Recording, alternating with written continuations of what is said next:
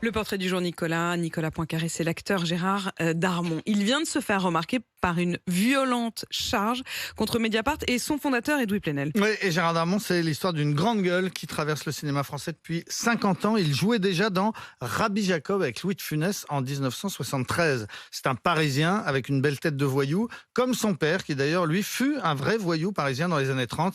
La famille venait d'Algérie, des Juifs berbères d'Algérie. Gérard Darmon, après avoir raté son bac, puis raté aussi l'entrée au conservatoire, a commencé au Café Théâtre avec Jean-Pierre Bacry. Puis il va enchaîner les films et les téléfilms, près d'une centaine en tout. Le Grand Pardon, 37 de le matin, Astérix, Mission Créopâtre, Le Cœur des Hommes 1 et 2, mais pas Le Cœur des Hommes 3, parce qu'entre-temps, il s'était fâché avec le réalisateur. C'est toujours une histoire de grande gueule. Parallèlement, quand on lui donne son avis, il le donne. Il soutient Bertrand Delanoë pour la mairie de Paris, puis François Hollande, à qui il reste fidèle jusqu'au bout, ce qui est assez rare.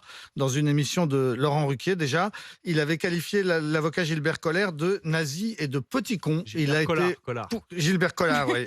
Nazi et petit con. Il a été poursuivi pour ses propos. Il a été relaxé pour nazi, mais condamné pour petit con. Relaxé pour nazi, mais condamné pour petit con.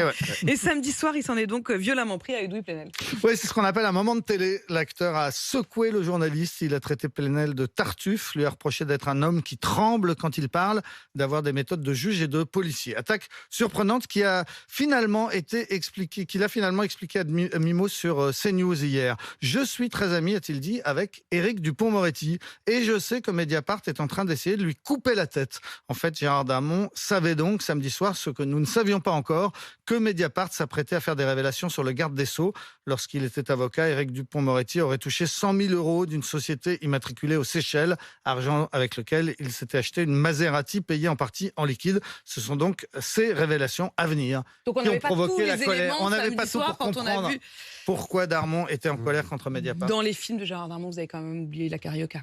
Ah oui, la Carioca de la peur. La Carioca dans la Cité de la Peur, quand même. Ça, c'est du Gérard Darmon. Une centaine de films, donc j'en ai oublié beaucoup.